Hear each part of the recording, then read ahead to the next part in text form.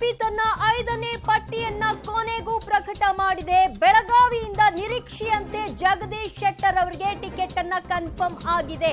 ಇನ್ನು ರಾಯಚೂರಿನಿಂದ ರಾಜ ಅಮರೇಶ್ವರ ನಾಯ್ಕ್ ಅವರಿಗೆ ಟಿಕೆಟ್ ಅನ್ನ ಘೋಷಣೆ ಮಾಡಲಾಗಿದೆ. ಚಿಕ್ಕಬಳ್ಳಾಪುರದಲ್ಲಿ ಕೆ ಸುಧಾಕರ್ ಅವರಿಗೆ ಟಿಕೆಟ್ ಅನ್ನ ಕೊಡಲಾಗಿದೆ. ಉತ್ತರ ಕನ್ನಡದಲ್ಲಿ ವಿಶ್ವೇಶ್ವರ ಹೆಗಡೆ ಕಾಗೇರಿ, ಮಾಜಿ ಸ್ಪೀಕರ್ ಕಾಗೇರಿಗೆ ಟಿಕೆಟ್ ಅನ್ನ ಘೋಷಣೆ ಮಾಡಿದ್ದಾರೆ. ಈ ಮೂಲಕವಾಗಿ ಚಿತ್ರದುರ್ಗ, ಚಿಕ್ಕಬಳ್ಳಾಪುರ, ಬೆಳಗಾವಿ, ಉತ್ತರ ಕನ್ನಡ, ರಾಯಚೂರು ಭಾಗದ ಒಂದು ಕ್ಷೇತ್ರಗಳಿಗೆ ಇನ್ನೂ ಕೂಡ ಹೋಲ್ಡ್ನಲ್ಲಿಟ್ಟಿದ್ರು, ಘೋಷಣೆ ಆಗಿರಲಿಲ್ಲ. ಬಹಳ ಅಳೆದು ತೂಗಿ ಯಾವುದೇ ರೀತಿಯ ಗೊಂದಲಗಳು ಆಗದೇ ಇರುವಂತಹ ನಿಟ್ಟಿನಲ್ಲಿ ಹೆಜ್ಜೆಯನ್ನ ಇಟ್ಟಿದ್ದಾರಾ ಅನ್ನೋದನ್ನ ಕಾದು ನೋಡಬೇಕು. ಸದ್ಯ ಚಿತ್ರದುರ್ಗ ಒಂದನ್ನ ಬಾಕಿ ಉಳಿಸಿಕೊಂಡಿದ್ದಾರೆ. ಚಿತ್ರದುರ್ಗದಿಂದ ಇನ್ನೂ ಕೂಡ ಘೋಷಣೆ ಮಾಡಿಲ್ಲ. ತನ್ನ 5ನೇ ಪಟ್ಟಿಯಲ್ಲಿ 5 ಕ್ಷೇತ್ರಗಳ ಅನೌನ್ಸ್ಮೆಂಟ್ ಆಗಬೇಕಾಗಿತ್ತು, ಬದಲಾಗಿ 4 ಕ್ಷೇತ್ರಗಳಿಗೆ ಅನೌನ್ಸ್ಮೆಂಟ್ ಅನ್ನ ಮಾಡಿದ್ದಾರೆ. ಬೆಳಗಾವಿ, ರಾಯಚೂರು ಮತ್ತು ಚಿಕ್ಕಬಳ್ಳಾಪುರದ ಅಭ್ಯರ್ಥಿಯಾಗಿ ಯಾರನ್ನ ಕಣಕ್ಕಿಳಿಸ್ತಾ ಇದ್ದೀವಿ, ಸುಧಾಕರ್ ಅವ್ರನ್ನ ಅಂತ ಕೂಡ ಹೇಳ್ಕೊಂಡಿದ್ದಾರೆ. ಅಲ್ಲಿ ವಿಶ್ವನಾಥ್ ಅವರು ರೇಸ್ ನಲ್ಲಿದ್ರು. ತಮ್ಮ ಪುತ್ರನಿಗಾರು ಕೊಡಿ, ಇಲ್ಲ ನನಗಾದ್ರೂ ಕೊಡಿ ಅಂತ ಬದಲಾಗಿ ಸುಧಾಕರ್ಗೆ ಕೊಟ್ಟಿದ್ದಾರೆ. ಉತ್ತರ ಕನ್ನಡದಲ್ಲಿ ಹಾಲಿ ಸಂಸದರಿಗೆ ಟಿಕೆಟ್ ಕೈ ತಪ್ಪಿದೆ. ಅಲ್ಲಿನ ಸಂಸದ ಅನಂತ್ ಕುಮಾರ್ ಹೆಗಡೆಗೆ ಟಿಕೆಟ್ ಅನ್ನ ಕೊಟ್ಟಿಲ್ಲ, ಬದಲಾಗಿ ಮಾಜಿ ಸ್ಪೀಕರ್ ವಿಶ್ವೇಶ್ವರ ಹೆಗಡೆ ಕಾಗೇರಿ ಅವರಿಗೆ ಟಿಕೆಟ್ ಅನ್ನ ಕೊಡಲಾಗಿದೆ. ಎಲ್ಲ ಈ 4 ಕ್ಷೇತ್ರಗಳನ್ನ ನಾವು ನೋಡ್ತಾ ಇದ್ದೀವಿ. ಇಲ್ಲೆಲ್ಲ 2-3 ಹೆಸರುಗಳು ಚಾಲ್ತಿಯಲ್ಲಿತ್ತು. ಯಾರಿಗೆ ಟಿಕೆಟ್ ಕೊಡ್ತಾರೆ ಅನ್ನುವಂತಹ ದೊಡ್ಡ ಗೋಜಲು ಕೂಡ ಇತ್ತು. ತಿರುಸಿನ ಪೈಪೋಟಿ ಕೂಡ ಅಲ್ಲಿ ಎದುರಾಗಿತ್ತು. ಸದ್ಯ ಚಿಕ್ಕಬಳ್ಳಾಪುರದಿಂದ ಕೆ ಸುಧಾಕರ್ ಅವರನ್ನ ಕಣಕ್ಕಿಳಿಸ್ತಾ ಇದ್ದಾರೆ. ವಿಧಾನಸಭಾ ಚುನಾವಣೆಯಲ್ಲಿ ಅವರು ಸೋಲು ಕಂಡ ನಂತರದಲ್ಲಿ ಒಂದಷ್ಟು ಬೇಸರಗೊಂಡಿದ್ರು. ಎಲ್ಲೋ ನನಗೆ ಡ್ಯಾಮೇಜ್ ಆಗೋ ನಿಟ್ಟಿನಲ್ಲಿ ಕೆಲವರು ಈ ಒಂದು ಕ್ಷೇತ್ರದಲ್ಲಿ ಕೆಲಸ ಮಾಡಿದ್ದಾರೆ ಅನ್ನೋ ಅಸಮಾಧಾನವೂ ಕೂಡ ಅವರಿಗಿತ್ತು. ಪಕ್ಷ ಇದೆಲ್ಲವನ್ನು ಕೂಡ ಕನ್ಸಿಡರ್ ಮಾಡಿರಬಹುದು, ಅಥವಾ ಅವರ ಸರ್ವೆಯಲ್ಲಿ ಸುಧಾಕರ್ ಅವರ ಗೆಲುವಿನ ಮಾನದಂಡ ಹೆಚ್ಚಾಗಿ ಕಾಣಿಸಿರಬಹುದು. ಆ ಕಾರಣಕ್ಕಾಗಿ ಸುಧಾಕರ್ ಅವರಿಗೆ ಚಿಕ್ಕಬಳ್ಳಾಪುರದಿಂದ ಟಿಕೆಟ್ ಅನ್ನ ಅನೌನ್ಸ್ ಮಾಡಿದ್ದಾರೆ. ವಿಶ್ವನಾಥ್ ಅವರ ಪುತ್ರನಿಗೂ ಕೂಡ ಟಿಕೆಟ್ ಇಲ್ಲ, ವಿಶ್ವನಾಥ್ ಅವರಿಗೂ ಕೂಡ ಟಿಕೆಟ್ ಇಲ್ಲ. ನನ್ನ ನಡೆ ಏನು ಅನ್ನೋದನ್ನ ಮುಂದೆ ತಿಳಿಸ್ತೀನಿ, ನನಗೆ ಸಿಗದೆ ಇದ್ದಂತಹ ಪಕ್ಷದಲ್ಲಿ ಅಂತ ಹೇಳಿದ್ರು. ಈಗ ಏನಾಗುತ್ತೆ ಅನ್ನೋದನ್ನ ಕಾದು ನೋಡ್ಬೇಕು, ಅಥವಾ ಎಲ್ಲವನ್ನೂ ಕೂಡ ಮಾತುಕತೆ ನಡೆಸೋ ಮೂಲಕವಾಗಿ ಬಗೆಹರಿಸಿಕೊಂಡಿದ್ದಾರಾ ಅನ್ನೋದನ್ನ ನೋಡ್ಬೇಕು. ಜಗದೀಶ್ ಶೆಟ್ಟರ್ ಅವರು ಬೆಳಗಾವಿಯಿಂದ ನನಗೆ ಟಿಕೆಟ್ ಸಿಕ್ಕೇ ಸಿಗುತ್ತೆ ಅನ್ನುವಂತಹ ವಿಶ್ವಾಸವನ್ನ ಇಟ್ಕೊಂಡಿದ್ರು. ಅನೌನ್ಸ್ಮೆಂಟ್ ಒಂದು ಬಾಕಿ ಅಂತ ಹೇಳ್ಕೊಂಡಿದ್ರು. ಅದರಂತೆ ಯಾವುದೇ ರೀತಿಯಾದಂತಹ ಅಲ್ಲಿ ಗೋಬ್ಯಾಕ್ ಶೆಟ್ಟರ್ ಅನ್ನುವಂತಹ ಕೂಗು ವ್ಯಕ್ತವಾಗಿರಬಹುದು, ಅಥವಾ ಶೆಟ್ಟರ್ ಅವರು ಬೇಕಾಗಿಲ್ಲ, ಇಲ್ಲಿ ಅವರು ಈ ಹಿಂದೆ ಉಸ್ತುವಾರಿ ಆಗಿದ್ದಂತಹ ಸಂದರ್ಭದಲ್ಲಿ ಏನ್ ಮಾಡಿದ್ದಾರೆ ಅನ್ನೋದು ನಾವು ನೋಡಿದ್ದೀವಿ ಅನ್ನುವಂತಹ ಅಭಿಪ್ರಾಯಗಳೇನ್ ಬಂದಿತ್ತು.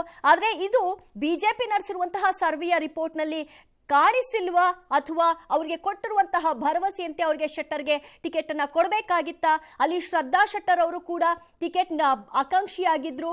ಸೊ ಹಾಲಿ ಸಂಸದೆ, ಅಲ್ಲಿಯೂ ಕೂಡ ಅವರಿಗೆ ಟಿಕೆಟ್ ಕೈ ತಪ್ಪಿದೆ. ಈ 4ರಲ್ಲಿ 2 ಹಾಲಿ ಸಂಸದರಿಗೆ ಟಿಕೆಟ್ ಅನ್ನ ಕೈ ತಪ್ಪುವ ಮೂಲಕವಾಗಿ ಉಳಿದವರಿಗೆ ಟಿಕೆಟ್ ಅನ್ನು ಅನೌನ್ಸ್ ಮಾಡಿದ್ದಾರೆ.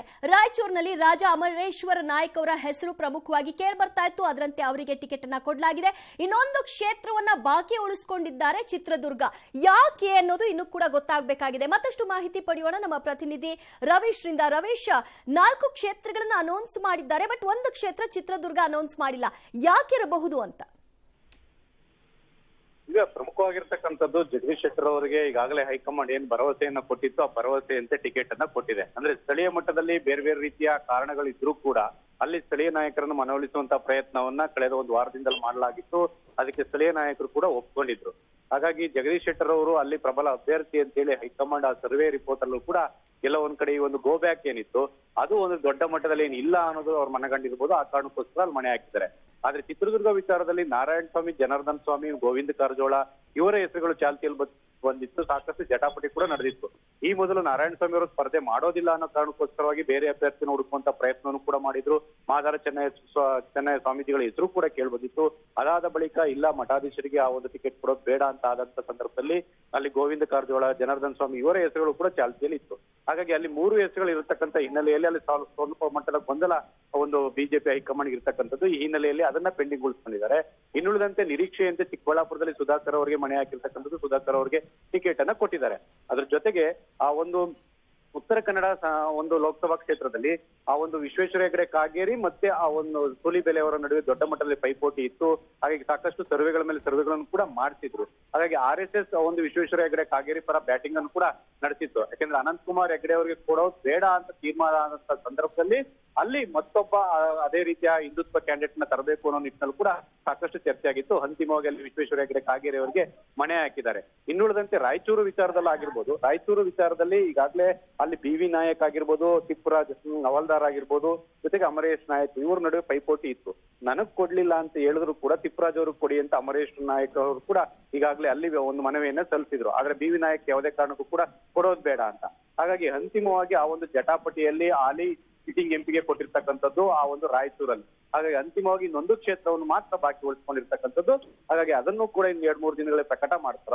ಯಾಕೆಂದ್ರೆ 2ನೇ ಹಂತದ ಚುನಾವಣೆ ಇರ್ತಕ್ಕಂಥ ಹಿನ್ನೆಲೆಯಲ್ಲಿ ಆ ಒಂದು ಇದನ್ನ ಏನಾದ್ರು ಅದನ್ನು ಕೂಡ ಏನಾದ್ರು ಪೋಸ್ಟ್ಪೋನ್ ಮಾಡ್ಕೊಳ್ತಾರೆ ಕೂಡ ಕಾದ್ ನೋಡ್ಬೇಕಾಗುತ್ತೆ.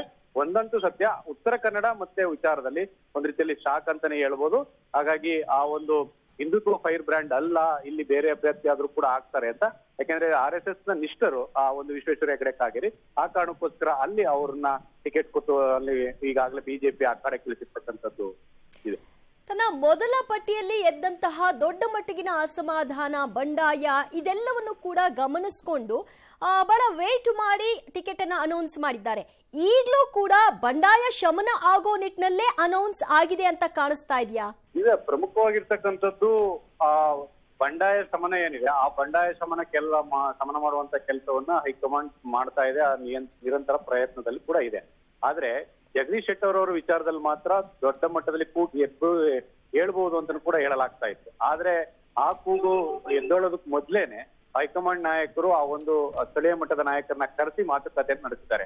ಮತ್ತೆ ಬಹಳಷ್ಟು ಜನ ಯಾರು ಒಂದ್ ರೀತಿಯಲ್ಲಿ ಬಹಿರಂಗವಾಗಿ ಅಸಮಾಧಾನವನ್ನು ವ್ಯಕ್ತಪಡಿಸಿದ್ರು ಅವರೇ ಹೈಕಮಾಂಡ್ ಬಳಿಗೆ ಹೋಗಿ ನೀವು ಟಿಕೆಟ್ ಅನ್ನು ಯಾರು ಕೊಡ್ತೀರಾ ಅವ್ರ ಪರ ನಾವು ಕೆಲಸ ಮಾಡ್ತೇವೆ ಅಂತೂ ಕೂಡ ಹೇಳಿದ್ದಾರೆ ಅಂತ ಹೇಳಲಾಗ್ತಾ ಇದೆ. ಆ ಕಾರಣಕ್ಕೋಸ್ಕರವಾಗಿ ಅಲ್ಲಿ ಜಗದೀಶ್ ಶೆಟ್ಟರ್ ಅವರ ಟಿಕೆಟ್ ಕೊಡಬೇಕು ಅಂತ ಏನಿತ್ತು ಅದನ್ನ ಹೈಕಮಾಂಡ್ ಕೊಟ್ಟಿದೆ. ಹಾಗಾಗಿ ಸಣ್ಣ ಪುಟ್ಟ ಅಸಮಾಧಾನಗಳ ಬಂಡಾಯ ಏನೇ ಇದ್ರು ಕೂಡ ಅದನ್ನ ಬಗೆಹರಿಸಿಕೊಳ್ಳೋ ವಿಶ್ವಾಸದಿಂದಲೇ ಟಿಕೆಟ್ ಕೊಟ್ಟಿರ್ತಕ್ಕಂಥದ್ದು. ಇನ್ನುಳಿದಂತೆ ಉತ್ತರ ಕನ್ನಡ ವಿಚಾರದಲ್ಲಿ ಎಲ್ಲೋ ಒಂದ್ ಕಡೆ ಅನಂತಕುಮಾರ್ ಹೆಗಡೆ ಅವರಿಗೆ ಟಿಕೆಟ್ ಕೊಡದೆ ಹೋದ್ರೆ ಅವ್ರ ನಡೆ ಏನಿರುತ್ತೆ ಅನ್ನೋ ಲೆಕ್ಕಾಚಾರವನ್ನ ಇಟ್ಕೊಂಡೇ ಒಂದ್ ರೀತಿಯಲ್ಲಿ ಅಲ್ಲಿ ಬೇರೆ ಬೇರೆ ರೀತಿಯ ಸ್ಟ್ರಾಟಜಿಗಳನ್ನ ಮಾಡಿದ್ರು. ಆದ್ರೆ ಹಿಂದುತ್ವ ಅಲೆ ಇರ್ತಕ್ಕಂತ ಒಂದು ಕ್ಷೇತ್ರದಲ್ಲೇ ಈ ಒಂದು ಹಿಂದುತ್ವ ಫೈರ್ ಬ್ರ್ಯಾಂಡ್ ಆಗಿರ್ತಕ್ಕಂಥ ಸೂಲಿಬೆಲೆ ಅವ್ರನ್ನ ಸ್ಪರ್ಧೆ ಮಾಡಿಸಿದ್ರು ಹೇಗೆ ಅಂತ ಕೂಡ ಅವ್ರ ಬಗ್ಗೆ ಸರ್ವೆ ಮಾಡಿಸಿದ್ರು. ಒಂದ್ ರೀತಿಯಲ್ಲಿ ಪ್ರಬಲ ಪೈಪೋಟೆನೇ ಇತ್ತು. ಹಾಗಾಗಿ ಅಂತಿಮವಾಗಿ RSS ಆ ಒಂದು ನಿಷ್ಠರಾಗಿರ್ತಕ್ಕಂಥ ಕಾಗೇರಿ ಅವರಿಗೆ ಮಣೆ ಹಾಕಿರ್ತಕ್ಕಂಥದ್ದು. ಈ ಹಿನ್ನೆಲೆಯಲ್ಲಿ ಆ ಒಂದು ಕ್ಷೇತ್ರದಲ್ಲಿ ಕೂಡ ದೊಡ್ಡ ಮಟ್ಟದ ಅಸಮಾಧಾನ ಒಂದ್ ರೀತಿಯಲ್ಲಿ ಹೇಳಲಾರದು ಅನ್ನೋ ಅಭಿಪ್ರಾಯ ಅವ್ರಿಗೆ ಇರ್ಬೋದು. ಆ ಕಾರಣಕ್ಕೋಸ್ಕರವಾಗಿ ಕೊಟ್ಟಿದ್ದಾರೆ. ಇನ್ನುಳಿದಂತೆ ಚಿಕ್ಕಬಳ್ಳಾಪುರ ವಿಚಾರಕ್ಕೆ ಬಂದಂತ ಸಂದರ್ಭದಲ್ಲಿ ಅಲೋಕ್ ವಿಶ್ವನಾಥ್ ಅವರು ಒಂದ್ ರೀತಿಯಲ್ಲಿ ದೊಡ್ಡ ಮಟ್ಟದಲ್ಲೇ ಬಹಿರಂಗವಾಗಿ ಅಸಮಾಧಾನವನ್ನು ಕೂಡ ವ್ಯಕ್ತಪಡಿಸಿದ್ರು. ಆದ್ರೆ ಇಂತಹ ಸಂದರ್ಭದಲ್ಲಿ ಮೋದಿ ಅವರು ಪ್ರಧಾನಿ ಆಗ್ಬೇಕು ಅಂತ ಬಿಜೆಪಿಯಲ್ಲಿ ಸಾಕಷ್ಟು ನಾಯಕರು ಹೇಳ್ತಾ ಇದ್ದಾರೆ. ಮತ್ತೆ ಬಿಜೆಪಿ ಒಳಗಡೆ ಆ ಒಂದ್ ರೀತಿಯಲ್ಲಿ ವೇವ್ ಇರೋ ಕಾರಣಕ್ಕೋಸ್ಕರವಾಗಿ ಈ ಸಂದರ್ಭದಲ್ಲಿ ವಿಶ್ವನಾಥ್ ರವರು ಈ ಹೈಕಮಾಂಡ್ ನ ಒಂದು ತೀರ್ಮಾನ ಧಿಕ್ಕರಿಸಿ ಏನಾದ್ರೂ ಮುಂದುವರಿತಾರಾ ಅನ್ನೋ ಪ್ರಶ್ನೆ ಕೂಡ ಕಾಡ್ತಾ ಇದೆ. ಆದ್ರೆ ಸದ್ಯಕ್ಕೆ ಆ ರೀತಿ ಮಾಡ್ಲಾರ್ರು. ಆದ್ರೆ ಒಳೇಟು ಏನಿದೆ ಅನ್ನೋದು ಕೂಡ ಕಾದ್ ನೋಡ್ಬೇಕಾಗುತ್ತೆ. ಆ ಶಮನವನ್ನ ಮಾಡೋದಕ್ಕೆ ಯಡಿಯೂರಪ್ಪನವ್ರ ಹೆಗಲಿಗೆ ಹಾಕುವಂತ ಚಾನ್ಸಸ್ ಕೂಡ ಜಾಸ್ತಿ ಇರುತ್ತೆ. ಯಾಕೆಂದ್ರೆ ವಿಶ್ವನಾಥ್ ರವರು ಯಡಿಯೂರಪ್ಪ ಶಿಷ್ಯ. ಹಾಗೆ ಯಡಿಯೂರಪ್ಪ ಹೇಳ್ದಂಗೆ ಕೇಳ್ತಾರೆ ಅನ್ನೋದು ಕೂಡ ಗೊತ್ತಿದೆ. ಈ ಹಿನ್ನೆಲೆಯಲ್ಲಿ ಯಡಿಯೂರಪ್ಪ ಅವರಿಗೆ ಆ ಜವಾಬ್ದಾರಿಯನ್ನು ಕೂಡ ಕೊಡ್ಬೋದು. ಇನ್ನುಳಿದಂತೆ ರಾಯಚೂರು ವಿಚಾರದಲ್ಲಿ BV ನಾಯಕರವರ ನಡೆ ಏನು ಅನ್ನೋದು ಕೂಡ ಕಾದ್ ನೋಡ್ಬೇಕಾಗುತ್ತೆ. BV ನಾಯಕರವರು ಏನಾದ್ರೂ ಮತ್ತೆ ವಾಪಸ್ ಕಾಂಗ್ರೆಸ್ ಹೋಗುವಂತ ಕೆಲಸ ಮಾಡ್ತಾರ, ಇಲ್ಲ ಹೈಕಮಾಂಡ್ ತೀರ್ಮಾನವನ್ನು ಒಪ್ಪಿ ಮುಂದುವರಿತಾರ ಕೂಡ ಕಾದ್ ನೋಡ್ಬೇಕಾಗುತ್ತೆ.